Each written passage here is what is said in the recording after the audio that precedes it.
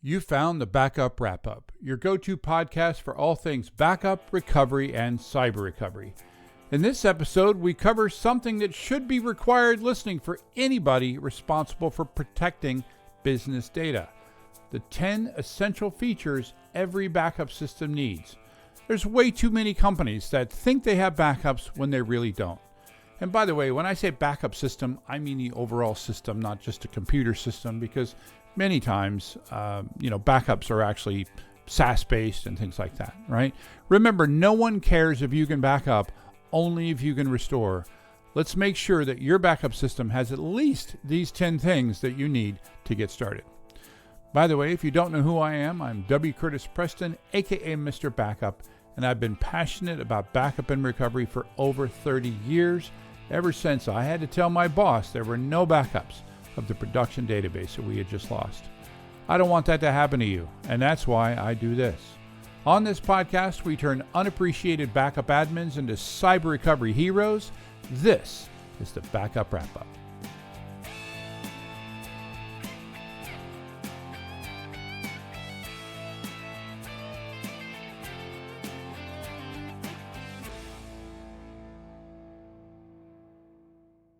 Welcome to the show. Hi, folks. Wanted to mention my new book, Learning Ransomware Response and Recovery, which is now available for pre-order at Amazon.com. I wrote it with my co-author, Dr. Mike Saylor, who's a blue team cyber defense expert. He really knows his stuff. There are dozens of books to tell you how not to get ransomware. Our book starts with the assumption you're probably going to get ransomware. So we tell you how to respond to it and how to recover from it. It's unlike anything else out there. We tell you what you need to do now to be able to respond when it happens. We covered defenses to reduce the blast radius, how to protect your backup system, incident response procedures, negotiation strategies, backup recovery techniques, and how to prevent it from happening again. The tech reviewers gave it overwhelmingly positive feedback, so I think it's going to be a big seller. Pre-order it now. Search for Learning Ransomware Response and Recovery, or just look for my name, W. Curtis Preston. Hope you like it. Hi, I'm W. Curtis Preston, aka Mr. Backup, and I have with me a guy who remembers to wear the shirt that I'm supposed to be wearing, Prasanna Malaiyandi. How's it going, Prasanna? Oh my gosh, are you in my head? I literally was just thinking about that as I was looking. I was like, why does he never wear the shirt? I'm in your head. Yeah, I you know what? I'm not even sure I know where the shirt is. I don't know if you know this. I can be a little bit disorganized sometimes. Really? You? Really? I know that comes as a great surprise, but we went through all this thing to get the shirts. By the way, for the listeners, I was asking Curtis for 4 years. Yeah. To get swag to print shirt. Yeah. We finally got a shirt, and he's wearing it.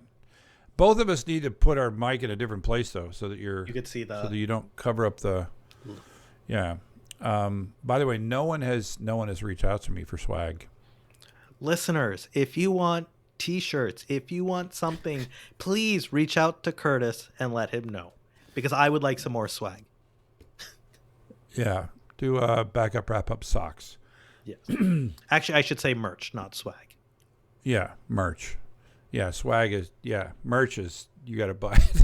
Yes. That's the difference. We're not giving away free stuff over here, people. All right. We're going to cover a lot in this episode, so we're going to cover it pretty high level. But we're going to talk about the 10 backup things that every business needs. Could we call them fast facts? What? Fast facts. Fast facts. Yeah, fast facts. The 10 backup things that every business needs. And the first one, 3-2-1. The 3-2-1 rule, which we've already... listen, yeah. Yeah, which we covered in the last episode, which is now really the 3-2-1-1-0 rule, yep. Right? 3 copies of your backup, 2 different media, one of which is somewhere else, one of which is immutable, and 0 errors because you did validation, which actually is going to be another one of our things, right? So if your backups don't conform at least to the 3-2-1 rule, then they're not. You don't have backups. Yeah, exactly, right. So the next thing is scheduled backups. So why does that matter, Prasanna? Well, if you aren't doing frequent backups or scheduled backups, then you're probably avoiding or skipping or don't have a backup you can restore from, and you're probably not meeting the needs of the business. So you wanted a schedule. Yeah. You don't want to have to go push a button, right? It should run automatically based on what you and the business have decided. Yeah, if you're not doing scheduled backups, you're not really doing backups, right? You're gonna have to remember to do them, and so they should just run, right? Get humans out of the system as much as possible. So if you're not doing regularly scheduled backups, then again, I don't even know why we're here. Well, I think it's also important. Automated is another keyword there. Yeah, right. It should not be, because I, for instance, do scheduled backups of my personal data, but it's me doing that manually every day or every month.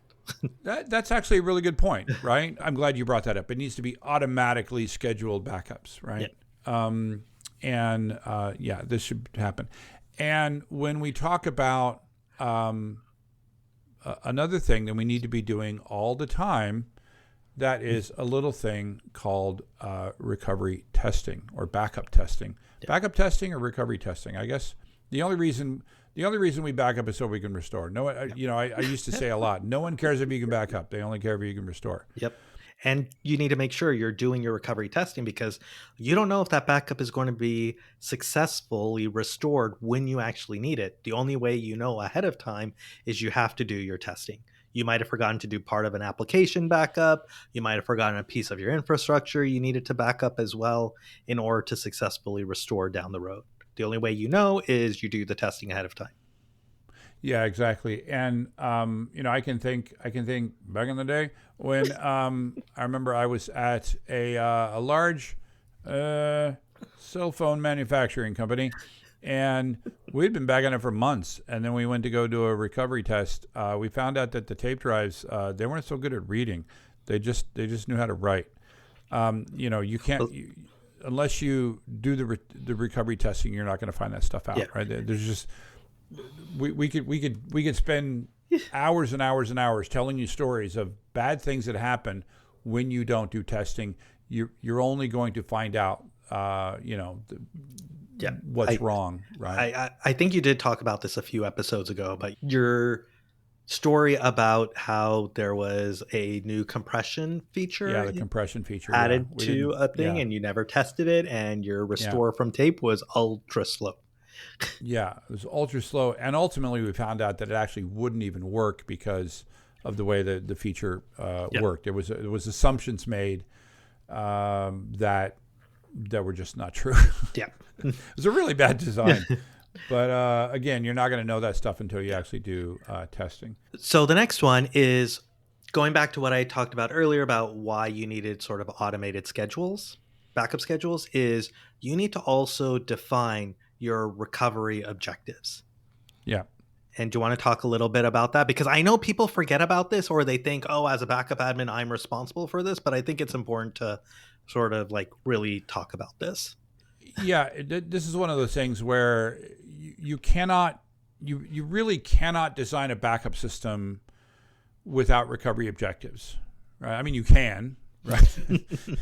you can define, but it's like you really have to define the recovery objectives up front, and if you don't define them up front and you don't agree to them up front, then you can't properly design the backup system. And so you end up sort of just doing what we always do, which is like, oh, we're gonna do it, we're gonna recover every day, we're gonna back up every day, we're gonna send it off site, and we're gonna do the thing, and then you go to do the restore, and then you go to do the restore, and it works, but it fails from a perception standpoint, and that's because if you don't have recovery objectives, the recovery objectives that are in the mind of the bosses are going to be very different than the recovery objectives that are in your mind. You're like, hey, this was awesome. The restore happened. It only took 8 hours, and it succeeded, and we restored all the data. And you're feeling hunky dory, and then the bosses are chewing you out because they thought it was going to take an hour. Yeah, and I think one other thing I want to touch on is, as a backup admin, am I the one who's coming up with these recovery objectives, or who is Curtis? Yeah, good point. Yeah, it needs to come from the business, right? Any of these SLAs or recovery objectives need to start with the business. We don't want to lose any data, and we don't want to lose any time, right? So that's where we always start, right? A RTO and an RPO of 0. That's recovery time objective and recovery point objective of 0. And then you need to walk that back based on, okay, you can have an RTO and an RPO of 0. It's going to cost you $50 billion. And then, and then they walk it back, right? So this is about setting expectations and also using those objectives to both define and design the backup system, but also to pay for it, right? Because it's really hard to get money for backups. And we talked about this, I think, like 3 episodes ago. Yes, we did. So the next is about isolating, backups from a security perspective. And we did just talk about this with the 32110 episode. We talked about immutable backups. There is a term that we didn't talk about, which is another really important term when we talk about isolating backups. You know what that term is, right? The least privilege access? No. Patch management? No. MFA? Keeping backups secure. Oh. I know. There's like 800 things you could be choosing. Air gap. Oh, air gaps. Yeah. Yes. But of course. And again, air gap backups, we can't really have air gap backups in the truest sense. Yeah. Because that technically means that it's offline and there is literally a gap of air. There is no connectivity from A to B. You can't really have that with modern backup and recovery design, but you can approximate it as much as you can, right? Again, just realize that from a cybersecurity perspective, that the threat actors are immediately going to go after your backups. Yeah. Right. And so you got to separate them. So I was also thinking when you brought up this topic was thinking from sort of separating out. I know we talked about Active Directory, so sort of having something separate from a backup perspective, as well as network isolation if needed. So you're isolating your backup traffic from your production traffic, just keeping it isolated, walled off from everything else. So if something happens on your production network, it's not easy to get into your backup network. Yeah. And the thing you mentioned earlier in your incorrect answer to my question is least privilege, right? Using the concept of least privilege, giving each person the absolute least amount of privilege that they need in order to do their job in the backup system. And then isolating it as much as you can, encrypting backups also, right? Mm-hmm. In case somebody gets to them via some other source. Because remember, backups, they're not only used as a way to restore, but a threat actor can use them as a way to exfiltrate data from your environment, which is very, very bad. So the next one, yay, my turn, is SaaS backups. Right. Make sure that you SaaS are... needs backups? Huh? No, if you haven't listened to our last episode, you should go listen to that on 32110. But yes, SaaS needs backup. So make sure you are backing up your SaaS applications. Don't just trust the vendor that they are going to be doing your backups or some form of backup. Because again, if you just listen to our previous episode, they're not backing up your data. There are some vendors, Microsoft 365, Salesforce, that do offer a backup service that you pay extra for that is different. And I don't want to criticize any of those specifically because I don't know anything about the specifics of those products. What I will say is, just me personally, I would rather have the data on a third-party service rather than as part of the, that. And can you think of a company of why I might feel that way? The company, of a story of a cloud event that we covered. There were many cloud events we covered. I'm just thinking specifically where the vendor had the copy of the data co-located with the data. Oh, yes, OVH. OVH, yeah. Yes. Yeah. Right. Go look, this was a company that had made a number of very bad decisions. And since they were bad at they would argue that, look, we were doing a budget service and we made budget decisions based on the fact that it was a budget service, and I don't care. Right. My point is they made a number of bad design decisions, and though they also made bad design decisions on the backup. And so that's where I was like, if it's a company that messes up, you want a backup that's from somebody that didn't mess up. And so that's why I would rather have the backup be with another company. Yep. What's next? Yeah, let's talk about documentation. No one likes documentation, Curtis. No one likes documentation, right? And the big thing here, I mean, you need to be able to describe how the different parts work. The real thing here is the concept of a run book, right? And that should be part of your disaster recovery plan, which is part of your cyber recovery plan, part of your incident recovery plan. That a person, again, this is a high bar to set, but a person that is technical and understands what buttons are, right, should be able to follow your run book and do the thing. Yeah. You shouldn't need the backup person or the DR person to be the one running the recovery. It should be somebody that is competent, should be able to look at it. And also there should be some sort of identity management system that would allow this person to then get into the places that they need to get into as well. I was thinking about the hurricane that hit a tropical island story. And in that story, go back and listen to the episodes. Basically, a hurricane hit an island, wiped out the connectivity to the mainland. They needed to restore the data, but all the Active Directory and identity systems were in the mainland, so they couldn't restore the data. They had to fly people from the mainland back to the island in order to be able to actually do the restore. And great story. Go back and listen to the episode.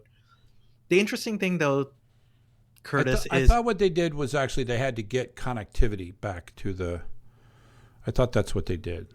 So eventually, but I think they had to actually do. I know they flew people. Yeah.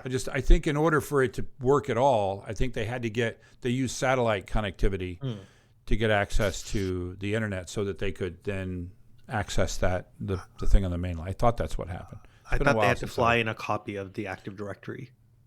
Did they? Or was that another one? Highly possible. Maybe I should go listen to the... Yeah. Anyway, regardless, but I think this is where it becomes important that there are certain scenarios that local backup folks who are managing the site may not be able to handle. And so it is okay, if needed, to bring in specialists to deal with certain scenarios. Which, again, is why you want to have documented procedures and run books so that those specialists can follow them and get stuff done. So next on our list is retention policies. What are retention policies, Curtis, and why don't we just keep data forever? Come on, storage is cheap. I have been at clients that kept data forever. In fact, I remember one, it was a financial firm in New York City, and they had a forever data retention policy, and they were very proud in talking about the number of features and ways in which things had to be added to Veritas Net Backup just because of them. I don't know if that's something you should be proud of. Yeah, right? Data retention should not be too short. I've seen I've seen on that end, the crazy end of forever. I also knew one of the friends of the pod, Stuart Little. He worked at a company where they were a client of mine, and the boss there had this like total opposite opinion, which was 2 weeks. His retention period for all backups was 2 weeks. This hurt my little backup heart, right? Because I can think of so many scenarios where 2 weeks is not enough. But he was just very adamant to not have backups subject to like e-discovery. Yeah. Which And makes so, sense, right? yeah, it makes sense. That was why, but I just felt 2 weeks was excessive. So somewhere between 2 weeks and Well, infinity, you should be defining what your retention periods are. but I think one thing to mention is not all your data has to have the same retention period. Yeah, there's You two will things have, we need to talk yeah, about here. That's one of them, right? yeah, Why didn't it have all the same retention? because some data you don't want to keep for a long period of times. Other data, for compliance reasons or other purposes, you have to keep for a long period of time. It doesn't make sense to keep all the data for the longest period of time you have to keep data for. Right. And all data is not created equal. Yep. You don't back it up with the same frequency. You don't back it up with the same retention. There is data that is of high risk. Sorry. There is data of high risk in terms of high risk of lawsuits and things like that. The longer you keep data, the more data that you might be required to provide in some sort of e-discovery situation. And it's also just cost too, right? If you kept everything forever, your costs are going to skyrocket from a backup perspective. Yes. I don't care what method you're using to store your data, you're paying by the gigabyte in some way, shape, or form, right? And so if you store everything, then you know, your costs are going to be significant. So that's one thing that you need to keep in mind, is that not all data needs to be stored the same amount of time, and you should be doing it based on the data type and the risks and all of these things, right? The other is that you should not be deciding this. Just like recovery times, you should not be deciding retention periods. This should absolutely not be a decision that the backup person is making. And it shouldn't be a technical person at all. This is a business discussion based on compliance, based on legal liabilities, based on costs. These are all business decisions that should not be coming from the backup admin. It should be coming from the people with the purse strings. Yes, but if you're being told go back up this data and it doesn't have a retention period, I think it is up to the backup admin to say, hey, I don't see information I need in order to be able to do my job. Can you please tell me what the retention period is for this data? Right. Yeah, I would I would say in the absence of being given that, I would set the retention period to like 7 years and then go back to them and say, hey, I've set this for 7 years. You might want to let me know something less than that, right? The next is, and again, some people, when we talk about 32110, and I say, well, this is sort of what defines a backup. Other people feel that without what we're about to talk about, again, you don't have backups, and that is monitoring and alerting, right? So if you're not, we talked about you should have a regular backup schedule. You should have defined recovery objectives. You should also have a system through which you know that the backups are doing the things that they're supposed to do. But I kicked it off, Curtis, months ago. It should be fine running on its own, right? This is definitely not set it and forget it. I will say that, right? I'll tell a funny story. We back before it was a lot. It was just hard to get centralized backup reporting back when I was doing this like 30 years ago. And we actually wrote custom Perl code that went and grabbed a bunch of backup statuses and created a web-based reporting system for, in this case, it was NetBackup. And again, I'm just going to say this is, mind you, this was a long time ago. Back in the day. And I did what I was told, but they asked for a what we called management view feature. And so that was, if you went and you like push this button, all the backups went green. So in case don't do that. Was stuck. So we had like the regular view, which is our view, and it would show you like each backup, and then there were like, it was like a week of little green boxes. And then you could see the red boxes, and then you could see that there was red or green after the red, and but yeah, they asked for a feature where you could push a button and it made it look all better for management. Oh boy! And so that's monitoring, and then also alerting is like backup failures, things like a good modern system, you should be able to define your recovery objectives, and then it should tell you if you're unable to meet your recovery objectives, right? If you're unable to, if you say you have a 4-hour RTO, but you're not even able to complete backups within 4 hours, this is a problem. If you say you have a 4-hour RPO and you're not backing up at least every 4 hours, then you're not compliant to the objectives that you have specified.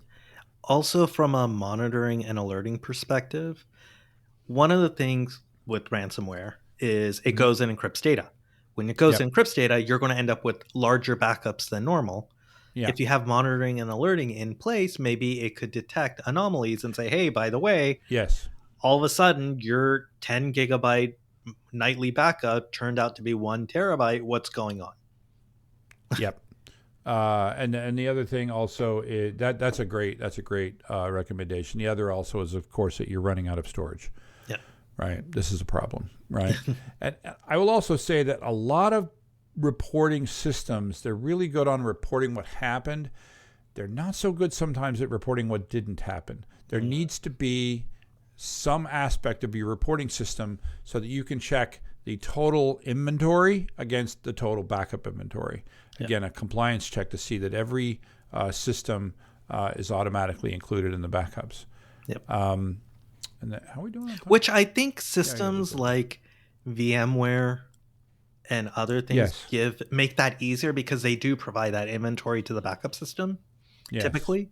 But I do agree, when you have physical systems, when you have SaaS applications, other things like that, it may be a little bit more difficult. Absolutely. And so wrapping this up, we have endpoint device protection. A lot of times on this podcast, or what a lot of people think about, it's like their database applications or virtualization environment. But you also have a lot of endpoints out there that you need to be protecting as well. And Curtis, I know you've brought up sort of cybersecurity. Do you want to talk about some of the issues that come up in endpoints? Yeah, well, basically you have this incredibly powerful thing in your hand that has access, right? And also when we talk about things like biometric access and all that sort of stuff, right? You have all of that. Everything is relying on this device, right? And Curtis is holding a phone in his hand for those who are not watching the video. Thank you. And then also your laptop. Like my laptop has Touch ID built into it, right? So it's an incredibly powerful device, and also it's a device upon which we rely so much, right? And so you need a system through which you can recover that device if if things go poorly, right? Mm-hmm. And whether it's hacked, or you just drop it, in a sink somewhere, right? Shut up! I know. Shut up! I know what you're talking about. If you do something stupid, when I cracked my screen several years ago. I went and got it repaired, and then while walking to my car from the screen repair place, I tripped and I literally fell onto my phone and I cracked the screen again, and I just had to go back. Curtis. Yeah, that sucks. But anyway, the question you should ask yourself as to whether or not you need to do endpoint backup is whether or not your endpoint has data on it, right? Data that only resides there. Right. If you're using an iPhone or an Android, and that's what we're talking about from an endpoint perspective, and you're just using Google Photos or iPhoto, and that's what we're talking about, that is generally synchronized up to the cloud, right? Yeah. But if you're using a third-party app to do photos of your job sites, because there are third-party apps that do photos of your job sites. Where are those photos? Are they only on the phone? Are they synchronized up to the cloud? Is there a system by which you can find out that all of that synchronization is working? Yeah. So you don't find out too late that these really important job site photos were only on Steve's phone, and now Steve's phone just got ran over by a truck because Steve got ran over by a truck. And poor Steve. Yes, poor Steve. Right? So that's the question. If you have endpoint devices where data is being created on those endpoint devices, as opposed to just using them, so 99% of what I do, almost 100% of what I do really, is in the cloud. I'm using some cloud service to do the thing. Like right now, we're using a cloud service to record this data. This recording, until I edit it, only sits in this, this little cloud service. Is it backed up? It's not. I'll just tell you that right now. During the interim, if we would be like those guys. What were those guys? The storage container people, the Life Uncontained. Oh yes, Life Uncontained. We would be like them. We would lose a couple of episodes, I think, if Squadcast decided to go Tango uniform. But what I was saying was that I use this, and then I'm going to use Descript, which is going to pull this over to Descript, and it's going to edit it, and that happens in the cloud. There is a local copy of Descript that runs on my laptop, but that's just like a cache copy. It's a cache copy, right? So if that's the way you're dealing with stuff, then you don't really have to worry that much about endpoint device, backup. Yeah. You need to worry about it from a device protection and data protection standpoint to access to those systems, because they could be used to access your critical data. But you don't. Yeah. If you're not creating data and storing data on that endpoint, then you don't have to worry about it. But if you are, then you should. Yeah. Well, and also, everything you've mentioned, I agree with, only applies to backing up the data. It has nothing to do with endpoint device or detection and response, EDR tools and XDR and all that. Right. That you still probably need, even if you are using 100% cloud services, because those endpoint devices are a gateway to your network.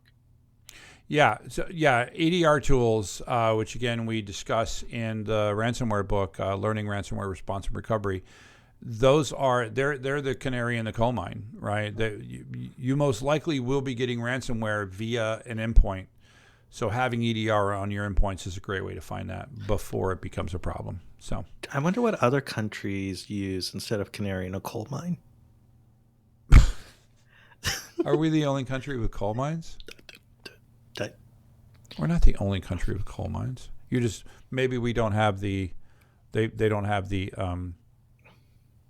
Surely they also used canary. What is a canary? Why do we say canary in a coal mine? Do you know the etymology of that, right? Because miners used to take canaries in with them, and therefore if oxygen was running out or whatever else, if there was an issue and they were about to pass out, then the canary would pass out first or die. Yeah. And therefore they knew there wasn't enough oxygen, so then they would escape. Exactly. I just had a memory of Zoolander. When Zoolander he was when he worked in the coal mines, and he came out like one day, he goes, I think I got the black lung. Love that movie. All right, well, there you go. 10 backup elements that you need to have in any company, right? Let's just review them again. The 3-2-1 rule, the regular backup schedule, backup testing and verification, defined recovery objectives, backup security and isolation, SaaS backup, documentation and runbooks, retention policies, monitoring and alerting, and finally, endpoint backup. This is good. I like this episode. Fast facts. We should do it again sometime. Fast facts. All right. Thanks, Prasanna, for being my canary in a coal mine. Bird brain. Being my bird brain. Anytime, Curtis. For you, anytime. All right. And thanks to everyone listening. That is a wrap. The Backup Wrap-Up is written, recorded, and produced by me, W. Curtis Preston. If you need backup or DR consulting, content generation, or expert witness work, check out backupcentral.com. You can also find links for my O'Reilly books on the same website.